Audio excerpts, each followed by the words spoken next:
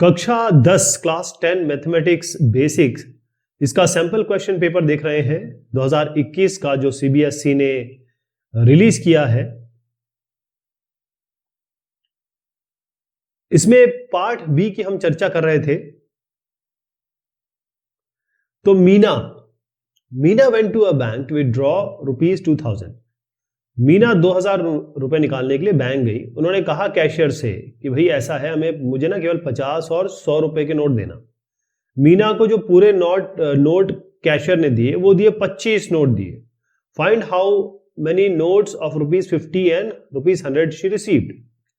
तो इसकी कहानी इस तरीके से बनती है, इसके इक्वेशन इस तरीके से बनते हैं कि पहले आप मान लीजिए कि भाई एक्स जो है वो 50 रुपए के नोट इनको मिले और y जो है इनको 100 रुपए के नोट मिले, और कुल मिला के कितने नोट मिले इनको? अगर दो नोटों को की संख्या मिला दी जाए तो आपकी 25 बनती है, लेकिन कुल मिला के पैसा कितना है? 2000। मतलब 50 के नोट कितने हैं? x। तो 50 को अगर x से मल्टीप्लाई करें और 100 के नोट कितने y, तो 100 को अगर हम मल्टीप्लाई करें y से तो कुल मिला के हमारा 2000 रुपए आ जाएगा। यही दो इक्वेशन आपको सॉल्व करनी है। तो यहां पर इस तरीके से है कि पहले आपको ये बताना, ये सारा इसी तरीके से करना है।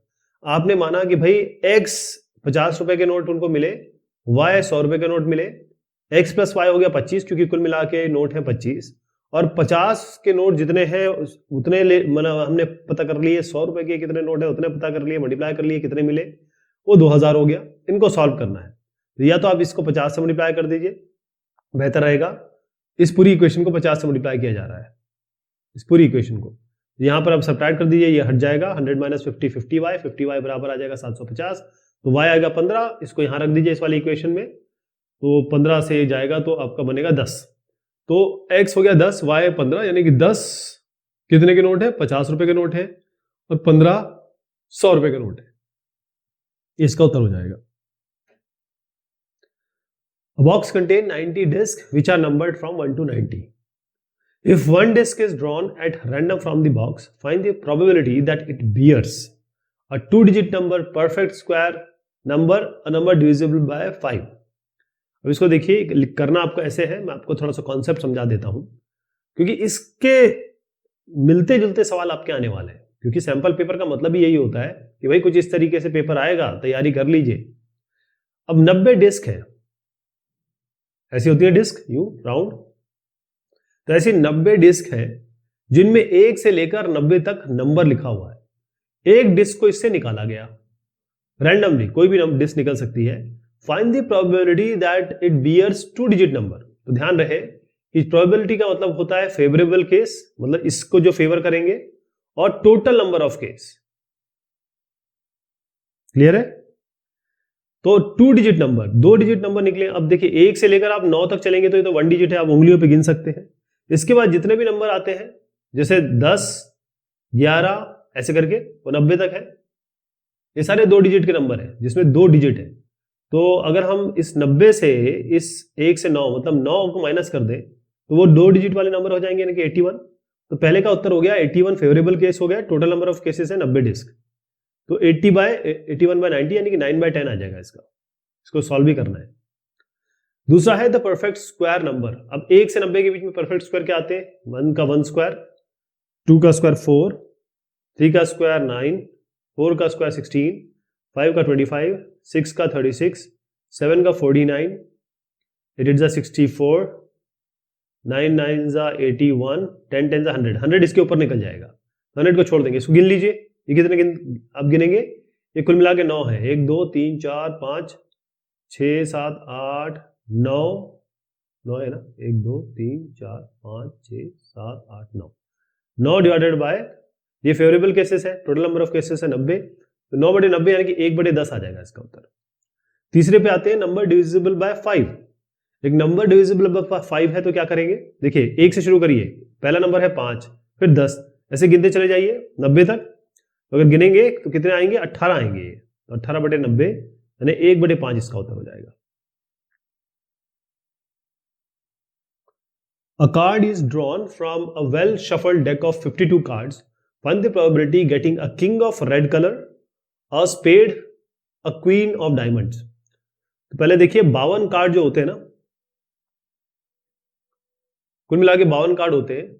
ये रेड और ब्लैक में डिवाइडेड होते हैं 26-26, और कुल मिला के इसमें 4 आपके वर्जन्स होते हैं, 4 जिसे हम कहते हैं डेक्स है। कौन कौन से हो गए? 4 डेक हो गए, 4 डेक हो गए, 1 2 3 4। इनमें 13, इनमें 13, इनमें 13 और इनमें 13 कार्ड्स होते हैं। अब हर एक कार्ड, हर एक जो डेक होगा ना, उसमें आपको किंग, क्वीन, इक्का, इस तरीके से चीज मिलेगी। सब में कॉमन होती है वो, बस अलग अलग उसके ऊपर शेप बना होता है, अलग अलग कलर का होता है, लेकिन 2 एक जैसे कलर के होंगे, 2 एक जैसे कलर के होंगे। अब इन्होंने पूछा है a king of red colour, तो 52 में 26 रेड है और 26 ब्लैक है। King of red colour, king of red colour, इसका मतलब यह है कि आपको किंग चाहिए रेड कलर का। रेड आपका ये आ गया इधर पे। रेड कलर में अगर मैं इसको आपको रेड कलर पे ले जाऊं, क्योंकि मैंने आपको बताया कि इसमें 26 रेड होते हैं, 26 ब्लैक होते हैं, तो कुल मिला के इसमें कितने होंगे हमारे? 2। यहां पर क्या 2 ही तो होंगे? जैसे रेड में मैंने कहा 13-13, तो ये रेड है, ये भी रेड है, तो एक यहां से किंग मिलेगा, एक यहां से किंग मिलेगा, 2 ही किंग मिल सकते हैं। लेकिन पूरे नंबर ऑफ कार्ड्स कितने? 52, तो 2/52 इसका उत्तर हो गया। अगले पे आइए, अ स्पेड। स्पेड, अब ये जो है इनमें से जो 4 डेक है इसमें एक स्पेड होता है, तो स्पेड कितने होते हैं? 13 स्पेड है, तो फेवरेबल केस हो गए आपके स्पेड के 13, लेकिन कुल कार्ड कितने हैं? 52, डिवाइड कर लीजिए, ये आपका हो गया 1/4, ये आपका आएगा 1/26, 1/26। और probability of getting queen of diamonds, queen of diamonds, अब आप देखें कि इसमें एक डायमंड होगा, एक क्या होगा? एक आपका जो डेक है वो डायमंड है। डायमंड में एक ही, मैंने जैसे बताया था कि सब में अपनी अपनी क्वीन होती है, तो इसमें एक ही क्वीन है। इसका मतलब क्या है कि क्वीन तो एक ही है, इसके अंदर एक ही क्वीन होगी, यानी कि एक क्वीन की प्रोबेबिलिटी बन रही है फेवरेबल केसेस की, लेकिन कुल केसेस आपके 52 है, तो 1/52 इसका उत्तर हो जाएगा। Metallic spheres of radii 6, 8 and 10 centimetre respectively are melted to form a solid sphere. Find the radius of the resulting sphere. तो इसका मतलब यह है कि एक स्फीयर है आपका, दूसरा स्फीयर है, और ये तीसरा स्फीयर है। इसका रेडियस है 6, इसका स्फीयर मतलब जैसे बॉल होती है ना, सॉलिड बॉल, इसका है 8 और इसका है आपका 10। इन तीनों को पिघला दिया गया और बना दिया गया एक बड़ा सा बॉल। आपको इसका रेडियस बताना है, तो क्या करेंगे? इसका वॉल्यूम, इसका वॉल्यूम और इसका वॉल्यूम, इनको जोड़ देंगे और बराबर किसके कर देंगे? इसके वॉल्यूम के। यही करना है आपको। वॉल्यूम क्या होता है? 4/3 पाई आर क्यूब, तो हम इसका मानते हैं 4/3, इसका लिखा है 4/3 पाई आर क्यूब, ये किसके बराबर होगा? 4/3 पाई आर, इसका भी वॉल्यूम, क्योंकि ये भी तो स्फीयर है, 4/3 r1 क्यूब, इसका हो गया 4/3 पाई r2 क्यूब, 4/3 पाई r3 क्यूब। इसमें 4/3 पाई, 4/3 पाई, 4/3 पाई कॉमन ले लीजिए, ये भी 4/3 कट जाएगा, इससे केवल बचेगा आर क्यूब इक्वल्स ये पहले का क्यूब, यानी 6 क्यूब, दूसरे का क्यूब 8 क्यूब, तीसरे का क्यूब 10 क्यूब। इनको जोड़िए, क्यूब रूट निकालिए, 12 आएगा। क्यूब रूट निकाल पाएंगे ना? नहीं निकाल पाते हैं तो इसका फैक्टर बना लीजिए, अपने आप निकल आएगा, और 3 के कॉम्बिनेशन ले लीजिएगा और उनको फिर मल्टीप्लाई कर लीजिए, 12 आएगा। इसका सेंटीमीटर में है इसका answer. Sign A minus cos A plus 1, sign A plus cos A minus 1 bye 1/sec A minus 10 ए। अब ये सारे के सारे जो सवाल आप देख रहे हैं, मोस्टली इसमें ये आए हैं कहां से? जो सॉल्व्ड एग्जांपल दिए हैं आपके एनसीईआरटी में, तो उसको बहुत ध्यान से देखिएगा। सबसे पहले हम क्या करेंगे कि हमको चाहिए sec a और tan a, तो हमको इसको किसी तरीके से sec और tan में बनाना पड़ेगा। यहां से क्लियर हो गया कि इसमें तो हम काम नहीं करेंगे, वरना हम इनको इसमें a प्लस जो cos a minus 1 2 sine square a/2 ये सब लगाने की कोशिश करते, वो अभी नहीं लगाएंगे। क्यों? क्योंकि sec a माइनस 10 देख रहा है, तो पहले sec और tan में बदलते हैं इसको। ओके, तो सबसे पहले आप क्या करिए, ऊपर नीचे सबको cos से डिवाइड करिए, यानी कि ये भी cos a, ये cos a, ये cos a, ये cos a, ये cos a, ये cos a, सबको cos से डिवाइड किए, तो sin a में cos a क्या बन जाएगा? ये बनेगा tan a, ये बनेगा cos a cancel -1 plus 1/cos a sec, इसी तरीके से भी बन जाएगा sine by cos 10a plus cos a by cos a 1 minus sec a. ये क्लियर हो गया। अब हम क्या करेंगे, ये जब हमारा बन गया तो किसी तरीके से क्या हम इसको ऐसा बना सकते हैं कि हमारा सॉल्यूशन आ जाए। ऐसा करेंगे हम, देखिए ये जो 1 है ना, आप जानते हैं सेक स्क्वायर ए माइनस टेन स्क्वायर ए 1 होता है। क्या होता है? सेक स्क्वायर ए माइनस टेन स्क्वायर ए 1 होता है। तो यहां पर कोई हमारा जो 1 है, एक 1 है, इसको हम कोशिश करते हैं कि किसी एक 1 को हम सेक ए माइनस टेन ए बनाने की कोशिश करें। तो यहां पर हम क्या करते हैं, इस वाले को देखिए, नीचे वाले को देखिएगा ना, ये वाला, इसको नीचे वाले को ध्यान से देखिए। इसको हम लिख रहे हैं 1 minus sec a plus tan ए, और इस 1 की जगह हम लिख रहे हैं सेक स्क्वायर ए माइनस टेन स्क्वायर ए। माइनस क्या है आपका, ये बन जाएगा आपका, अगर हम इसको माइनस बाहर रखें तो ये बन जाएगा टेन ए माइनस सेक ए। अभी बताता हूं, ऊपर भी ले सकते हैं, लेकिन अभी इसको बताऊंगा इसका सोल्यूशन क्या आएगा आपका।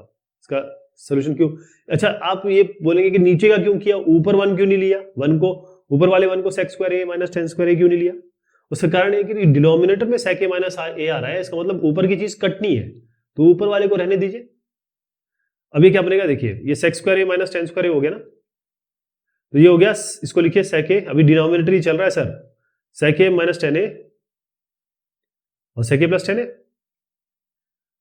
ये तो हुआ ए माइनस बी ए प्लस बी, और यहां पर आ गया minus tan a minus sec A. Okay, अब क्या करिए आप, यहां से सेक ए, यहां पर आपको बना टेन ए माइनस, अब सेक ए माइनस टेन ए इससे कॉमन ले लीजिए, तो मैं ऐसे लिख रहा हूं sec minus tan s minus t, ये कॉमन ले लिया, तो क्या बना आपका, ये बना sec a plus tan a minus, अब यहां पर अब क्या करेंगे, ये सेक ए माइनस टेन ए को, क्योंकि यहां पर जो मैंने आपको बताया कि यहां पर नीचे आपका है this plus this minus this, तो यहां ये आया है, और हमने 1 को यहां लिया माइनस सेक ए किया, तो इसको बेटर ये रहता, हम इसको कर लेते क्योंकि यहाँ माइनस का थोड़ा सा हेरफेर हो रहा है, 1 minus tan A 1 minus 1 plus tan a minus sec ए करते हैं इसको। ओके, तो अंदर क्या बचता है आपका, सेक ए माइनस टेन ए तो मैंने बाहर ले लिया, तो ये आया sec a plus tan a minus 1। Okay, sec a plus tan a minus 1, थोड़ा सा आपको ये जो है ना इसका नेगेटिव मैंने इधर कर दिया। अब आप देखिए ये तो आ गया, ऊपर क्या चल रहा था, ये तो चल रहा था sec a plus tan a minus 1, ये तो आया sec a plus tan a minus 1, ये दोनों कैंसिल, नीचे क्या बचा 1 by sec a minus tan a, ऐसे इसका उत्तर आ जाएगा। A motorboat whose speed in still water is 18 km an hour takes 1 hour more to go 24 km upstream than to return downstream to the same spot. Find the speed of the stream. इसका उत्तर तो ये है, लेकिन मैं आपको पहले समझा देता हूं। ये एक स्ट्रीम है, स्ट्रीम मतलब पानी बह रहा है। ये जो पानी जिस वेग से बह रहा है, जिस स्पीड से बह रहा है, हम उसकी स्पीड मान लेते हैं x। ओके, अब यहां पर बताया गया है motorboat who speed in still water, जब ये रुकी हुई है मोटरबोट तो 18 किलोमीटर प्रति घंटा इसकी स्पीड है, इसकी स्पीड है 18 किलोमीटर प्रति घंटा। Who speed in still water ये है, लेकिन जब पानी बिल्कुल हिल नहीं रहा है तो 18 है। अब देखिए जब पानी मान लीजिए इस तरीके से बह रहा है, तो जब ये पानी के साथ बहेगी या उल्टी बहेगी तो चीजें चेंज हो जाएगी। तो हम क्या करते हैं, पहले हम अपस्ट्रीम मानते हैं। अब ये जो बोट है हमारी वो पानी के विरुद्ध जा रही है, इसकी स्पीड है 18 और इसको ये पानी रोक रहा है क्योंकि पानी इसके अपोजिट जा रहा है। तो बेसिकली स्पीड क्या हुई इसकी, अगर मैं इसको लूं अपस्ट्रीम यूएस कर देता हूं तो इसकी स्पीड कितनी हुई, स्पीड हो गई हमारी 18 माइनस एक्स, 18 माइनस एक्स हुई। और अगर मैं डाउनस्ट्रीम करूं तो स्पीड कितनी हुई, अगर ये नीचे की तरफ जा रही है तब क्या होगा, पानी इसको मदद करेगा, पानी की स्पीड इसके साथ जुड़ जाएगी, तो 18 प्लस एक्स स्पीड हो गई। इन्होंने कहा डिस्टेंस कितना है 24, तो कहीं से कहीं जा रहे हैं तो नीचे जाना या ऊपर जाना, डिस्टेंस आपका कॉमन है, डिस्टेंस आपका 24 है, डिस्टेंस आपका इसमें भी 24 है। और हमारे पास फॉर्मूला क्या है, speed equals distance upon time. तो टाइम निकालना क्या होगा, डिस्टेंस बाय स्पीड। तो इसको आप टी अपस्ट्रीम मान लीजिए, इसको टी डाउनस्ट्रीम मान लीजिए। तो कितना होगा, टाइम कितना होगा, डिस्टेंस बाय स्पीड, डिस्टेंस 24 है, स्पीड इसकी होगी 18 माइनस एक्स, इसका कितना हो जाएगा 24 बाय 18 प्लस एक्स। अब इन्होंने कहा कि 1 घंटा ज्यादा लेती है जब वो अपस्ट्रीम जाती है। इसका मतलब बड़ी बात है कि जो अपस्ट्रीम में ज्यादा टाइम लग रहा है, 1 घंटे का डिफरेंस है। तो आप अगर T1 को कहें, जो T1 में मान रहा हूं जो आपका अपस्ट्रीम है, तो TU ये किसके बराबर है, ये ज्यादा है ना, तो इसका मतलब ये TD+1 होगा। या ये कहें कि अपस्ट्रीम और डाउनस्ट्रीम का, क्योंकि अपस्ट्रीम बड़ा नंबर है, अपस्ट्रीम में ज्यादा टाइम लग रहा है, तो बड़े से छोटा ही घटाएंगे तभी तो 1 आएगा, वरना -1 या माइनस वैल्यू आती। TU माइनस TD इक्वल्स 1, तो TU माइनस TD इक्वल 1। अब TU यहां लगा दीजिए, 24 by 18 minus x minus 24 by 18 plus x equals 1। ये आप सॉल्व कर लेंगे, 24 बाहर ले लीजिए पहले, फिर इसको इससे, इसको इससे, इसको इससे, इसको यहां ले आएंगे, थोड़ा सा इसको रीअरेंज करेंगे, थोड़ा टाइम लग जाएगा, इसलिए मैं इसको पूरा सॉल्व नहीं कर रहा हूं, सोल्यूशन आपके सामने दे दिया मैंने। यहां पर क्या करेंगे, जो एक्स की वैल्यू के लिए सॉल्व करेंगे, नेगेटिव तो कभी भी नहीं आएगी, स्पीड नेगेटिव में तो नहीं हो सकती, एक्स आपका 6 आएगा, यही 6 स्पीड है स्ट्रीम की, यानी जो पानी बह रहा है उसकी जो स्पीड मांगी गई है वो आपकी 6 किलोमीटर प्रति घंटा है। ये और में है, वो करना है या ये करना है। Find two consecutive odd positive integers sum of whose squares is 290।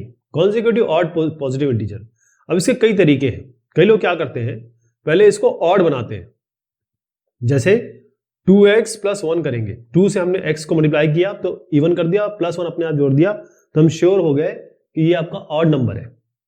कई बार 2x प्लस 1, तो इसका अगला क्या होगा 2x प्लस 3, कई लोग ये लेके चलते हैं, इससे भी वही आंसर आएगा। ध्यान रखिए, इन्होंने कहा 2 consecutive odd पॉजिटिव इंटीजर हो गए और सम ऑफ हुज स्क्वायर इज 290, तो 2x प्लस 1 का whole square plus 2x plus 3 का होल स्क्वायर बराबर 290। सारी कहानी यही है इसमें। लेकिन अगर आप करना चाहें, जैसे x भी लेना चाहें तो कोई फर्क नहीं पड़ता, एक नंबर x है तो अगला क्या होगा, अगर x प्लस 1 करेंगे तो आपका आएगा इवन x प्लस 2, तो इजी रहेगा, x square plus x plus 2 का होल स्क्वायर बराबर आप कर दीजिए इसको 290। अब सोल्यूशन आपके सामने है, इसको ओपन करेंगे, बिल्कुल अब कुछ नहीं बचा इसमें ना, ये हमने इक्वेशन रख दी। अब इसको ओपन करेंगे, आप x के लिए सॉल्व करेंगे, एक नेगेटिव आएगा एक पॉजिटिव आएगा, तो आप इसके नेगेटिव को छोड़ दीजिए, एक 11 है तो अगला क्या होगा, एक 11 है तो अगला 2 जोड़ दीजिए, एक 13 हो जाएगा। तो 11 और 13 ये 2 ऑड पॉजिटिव इंटीजर्स हैं, इनको आप मल्टीप्लाई करेंगे तो भी आप देखेंगे कि 290 आने वाला है। उसका स्क्वायर करके, सॉरी, इसका स्क्वायर करके जोड़ेंगे तब 290 आएगा।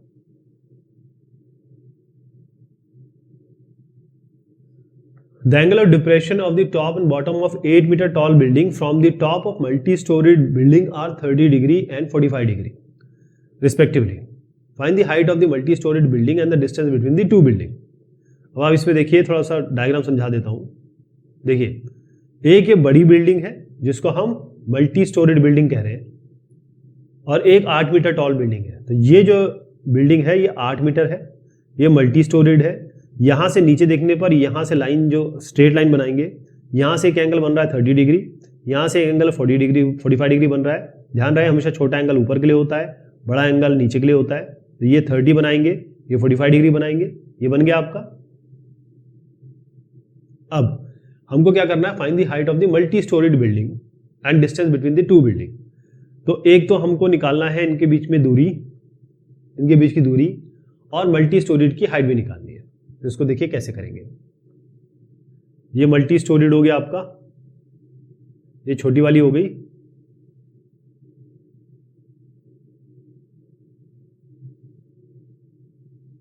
ये आपका 30 डिग्री है, ये आपका 45 डिग्री है, ये 8 है, तो ये भी 8 होगा। इस पूरे को आप जो मान लीजिए यहां से यहां तक h, ये पूरा h है, ये 8 है, तो ये h - 8 हो जाएगा।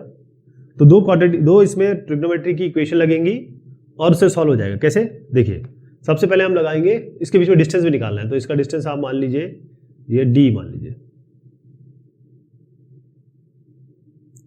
तो क्या होगा, यहां पर पहली इक्वेशन बना रहा हूं इस ट्राइंगल से, तो tan 30 हो जाएगा perpendicular h minus 8 by base d, ये हो गया पहली इक्वेशन, ये हो गई। अब इस ट्राइंगल को देखिए, ये वाला ट्राइंगल, इसमें tan 45 बनेगा परपेंडिकुलर बाय बेस, मतलब पूरा h, ये पूरी h है, बाय बेस d। tan 45 कितना होता है, 1 होता है ना, ये h बराबर d, यहाँ पर d की जगह आप रख दीजिए h, तो tan 30 कितना होता है, 1/√3, ये है h माइनस 8 और ये होगा h। इसको h के लिए सॉल्व कर लेंगे, इजी है ना, ये h के लिए सॉल्व कर लेंगे, आपका ये आएगा 12 + 4√3 मीटर, ये फाइनल आएगा इसका उत्तर। आई होप ये कर लेंगे ना। यहाँ पर थोड़ा सा इसको ओपन कर देता हूँ, ये ऐसे करना है आपको स्टेप बाय स्टेप। मैंने जो बताया आपको वो केवल आपको कॉन्सेप्ट बताए हैं कि कैसे करना है, लेकिन आपको स्टेप बाय स्टेप ऐसे निकालना है, ये पूरा तरीका इस तरीके से अपनाना है आपको। एक पॉइंट पे जब ये आप आएंगे ना, तो आपको इसको फैक्टराइज वो भी करना पड़ेगा, रैशनलाइजेशन फैक्टर से पे भी मल्टीप्लाई करना पड़ेगा, इसको ऐसे नहीं छोड़ देंगे। √3 + √3 + 1 से ऊपर नीचे मल्टीप्लाई करेंगे तब ऐसा आएगा, तब ये उत्तर आएगा, तब आपको पूरे मार्क्स मिलेंगे। 1.2 मीटर टॉल, यहां से दिखाता हूं आपको, 1.2 मीटर टॉल गर्ल स्पॉट्स, तो ये जो लड़की है ये 1.2 मीटर लंबी है। Spots a balloon moving with the wind in a horizontal line at a height for 88.2 metre, तो 88.2 मीटर ये जमीन से है, ठीक है, जमीन से 88.2 मीटर पे दो यहाँ पर एक बलून है, वो इस तरीके से जा रहा है।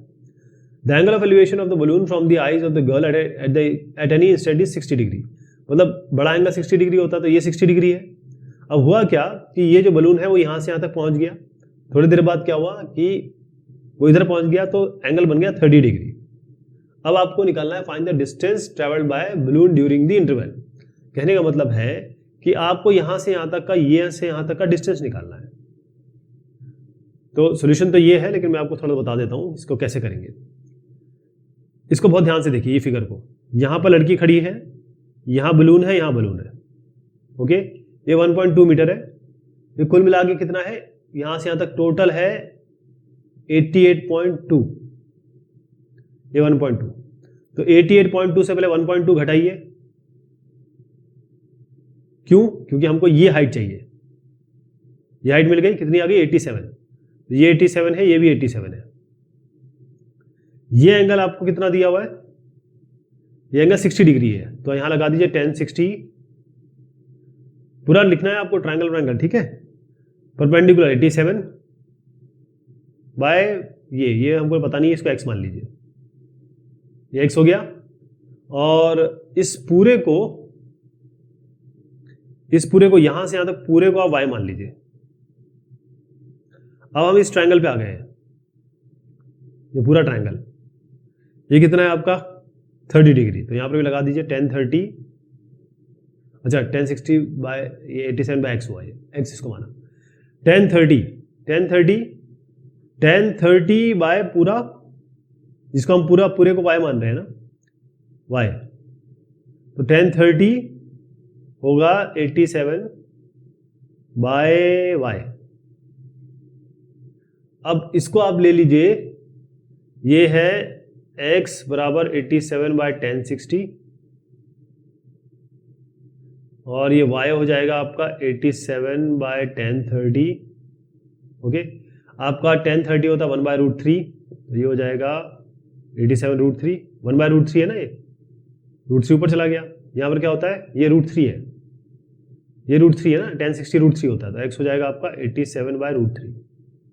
आपको निकालना क्या है, ये पूरा y है, पूरा यहाँ से यहाँ तक हमने y माना है, और ये x है, तो हमको ये डिस्टेंस निकालना है, तो y माइनस एक्स निकालना है बेसिकली, तो y माइनस एक्स कर दीजिए, 87√3 माइनस 87/√3, ये इसमें आप √3 पूरा इसमें एलसीएम लीजिए, इसको इससे मल्टीप्लाई करिए, इसको इससे मल्टीप्लाई करिए, फिर इसको इससे मल्टीप्लाई करिए, जो वैल्यू आएगी ये देख लीजिए, ये 58√3 आएगा। मैं ना कैलकुलेशन नहीं कर रहा हूँ, वरना बहुत टाइम लग जाएगा इसमें ना, तो ये आपका उत्तर हो जाएगा 58 कॉन्सेप्ट यहां तक जो मैंने है बता दिया क्या क्या करना है आपको इसमें। अगला जो क्वेश्चन है इसमें दिया है pth qth r a term of AP are ABC. हमको शो करना है a q minus r b r minus p plus c p minus q बराबर 0 है। अब इसमें देखिए सोल्यूशन तो खैर यहां पर है, मैं आपको तरीका ये बता रहा हूं कि जो टी nth टर्म होता है वो क्या होता है किसी एपी का a plus n minus one into d. अब चूंकि यहां पर a ऑलरेडी इन्होंने बोला है कि ये एबीसी है तो हम ये a और d ऐसा नहीं लेंगे, हम सबसे पहले ये पी क्यू आर टर्म निकालते हैं। तो टीपी क्या हो जाएगा, कैपिटल ए ले रहा हूं मैं ए की जगह, प्लस यहां पर पी आएगा P minus one into D, capital D ले लेते हैं। ऐसी टी क्यू निकालेंगे, ऐसी टी आर निकाल लेंगे, तो जगह ए प्लस यहां डी आएगा, यहां भी डी आएगा। ये इसलिए बता रहा हूं क्योंकि कैंसिल होने वाले हैं, इसलिए आपको थोड़ी सी सिमेट्री इसकी पता होनी चाहिए। ये p माइनस वन हो गया, ये q minus one into D हो गया, ये r minus one into D हो गया। अब आपको क्या करना है, अब हमको चाहिए a के साथ q माइनस आर, तो इस पूरे को आप मल्टीप्लाई कर दीजिए q माइनस आर से। यहां पर b के साथ चाहिए r माइनस पी, तो पूरे को आप r माइनस पी से मल्टीप्लाई कर दीजिए। c के साथ p माइनस क्यू चाहिए, तो इस पूरे को आप p माइनस क्यू से मल्टीप्लाई कर दीजिए, राइट। अब आप देखिए ये क्या है, अब हम इनको मल्टीप्लाई कर देंगे, फिर TP plus T Q plus T R करेंगे, यानी इन तीनों को जोड़ेंगे। तो जोड़ेंगे तो क्या होगा, देखिए ये क्या बनता है a into q minus r. पहले मैं आपको ए वाले टर्म बता देता हूं, फिर हम बाद में इससे डील करेंगे। पहले ए वाले देख लीजिए, ये a बना, ये होगा क्यू माइनस आर प्लस ये a और r minus p plus a और p माइनस क्यू। इसे a कॉमन ले लीजिए, q minus r plus r minus p plus p minus q. तो q से q कैंसिल, p से p कैंसिल, r से r कैंसिल, 0 हो गया। ये a इंटू 0, मतलब ये वाला टर्म और ये जब इससे मल्टीप्लाई करेंगे तो ये टर्म तो आपका 0 हो गया। अब दूसरा टर्म क्या आता था, अगर इसको एक्चुअल मल्टीप्लाई करते तो पहला टर्म तो ये आता, दूसरा ये आता, तो इसको भी कर लेते हैं। ये हो गया p minus one into q minus r, ये डी हो गया, प्लस ऐसे ही वाला आएगा, इन दोनों को मल्टीप्लाई करेंगे तो d into q minus one into r minus p plus ये d into r minus one into p minus q. Okay, अब इन सबसे डी कॉमन ले लीजिए। डी कॉमन ले लिया, मान लीजिए आपने डी कॉमन ले लिया है, डी हमने कॉमन ले लिया सबसे बाहर।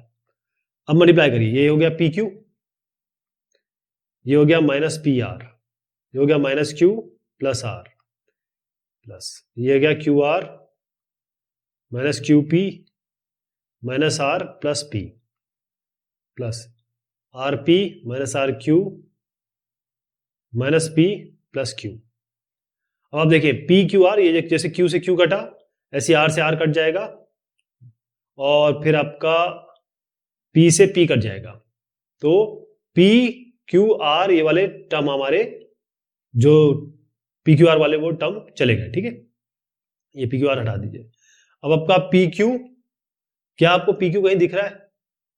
यस, ये और ये दिख रहा है, कैंसिल। ऐसी पी आर भी दिख रहा होगा, ये कैंसिल, और क्यू आर ये भी कट गया। तो क्या बचा? 0। डी यहां था, डी इंटू 0।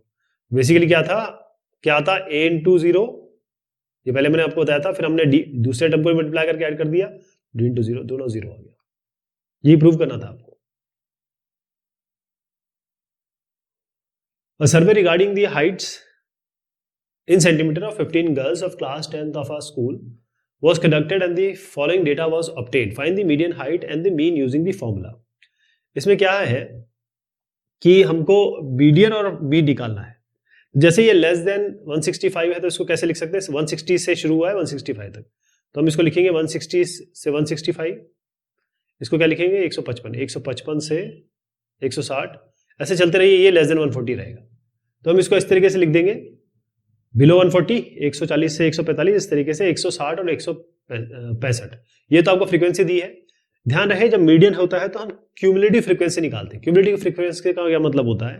ये 4 तो यहाँ आएगा, फिर 4 + 7 11 आ गया, फिर 4 + 7 + 18 29 हो गया, फिर 4 + 7 + 18 + 11 40 हो गया, फिर 4 + 7 + 18 + 11 + 6 आपका 46 हो गया, 4 7 18 11 6 5 आपका 51 हो गया। कहने का मतलब 51 इसकी फाइनल आ गई, राइट। अब ये जो 51 आती है फाइनल जो आती है उसको हम डिवाइड बाय 2 करते हैं, जो भी वैल्यू आई, जैसे इसमें 25.5 आ रही है। अब हमको ये देखना होता है कि ये कहाँ लाई कर रहे हैं, ये कौन सा ऐसा नंबर है जो इससे थोड़ा सा बड़ा हो। बस तो 29 है, 29 इससे जस्ट बड़ा है, इसका मतलब 29 वाला जो ये वाली जो लाइन है ये आपकी मीडियन क्लास हो गई। मीडियन क्लास हो गई 145 से 150। मीडियन निकालने का तरीका क्या है, L + n/2 - C/f × h। इसमें जो L है होता है वो लोअर लिमिट यानी कि 145 ले लेंगे, n/2 तो आप निकाल ही चुके, 22.5 वो यहां रख देंगे, माइनस C क्यूमुलेटिव फ्रीक्वेंसी इसकी क्या है, इसके पिछले वाले क्लास की प्रीसीडिंग, ये जो क्लास है इसकी पिछली वाली जो क्यूमुलेटिव फ्रीक्वेंसी है वो 11 है, वो यहां रखेंगे। F, यहां पर F आपका कितना आएगा, इसकी फ्रीक्वेंसी कितनी है 18, वो 18 रख देंगे यहाँ पे इसकी जगह, और इंटू H क्लास इंटरवल क्या है 5 का 5। तो आप देखिए जो मैंने बताया वो यहां रख दिया, 149.03 आ गया ये इसका उत्तर। अब मीडियन निकालने का तरीका ये है, अगर आपको लंबा तरीका अपनाना हो तो वो अपना सकते हैं, लेकिन सबसे बढ़िया क्या है मीडियन, इसका तरीका ये है कि आपके पास ये तो बन ही गए थे, फ्रीक्वेंसी आपके पास आई गई थी, और अब आप क्या करिए इसका मिडिल पॉइंट निकाल लीजिए। ये जो होगा बिलो 140 आप 135 से 140 मान के चलिए, तो आपको क्या करना है हर एक का, जैसे 135 + 140/2 करिए तो 137.5 होगा, तो इन सबको जोड़ के डिवाइड बाय 2 करिए, ये सारा आ गया। अब फ्रीक्वेंसी तो थी, अब इनको मल्टीप्लाई करिए, 4 × 137.5 ये आ गया। ऐसे सब इस पूरे से मल्टीप्लाई करिए और यहां पर लिखिए, इन सबको जोड़ दीजिए, वो सिग्मा एफ(x) हो जाएगा, डिवाइडेड बाय n तो आपको पता ही है कितना है सिग्मा n, ये इसको जोड़ेंगे, टोटल को जोड़ेंगे तो 51 आ रहा है, ये आपका बेसिकली ये n है, या एक सिग्मा f कह सकते हैं आप इसको, सिग्मा एफ(x) / सिग्मा f। तो आपका ये जो नंबर आया 149.75 आएगा। इसमें थोड़ा टाइम लगता है, ध्यान रखिएगा। तो ऐसे क्वेश्चन को आप थोड़ा सा तो शुरुआत में ट्राई कर लीजिए तो ज्यादा बेहतर रहता है। चलिए साहब, ये आपका सैंपल क्वेश्चन पेपर हुए, सारे क्वेश्चन हमने देख लिए और होपफुली आपको समझ में आ गए होंगे। कोई दिक्कत हो तो बताइएगा, मेहरबानी आपकी।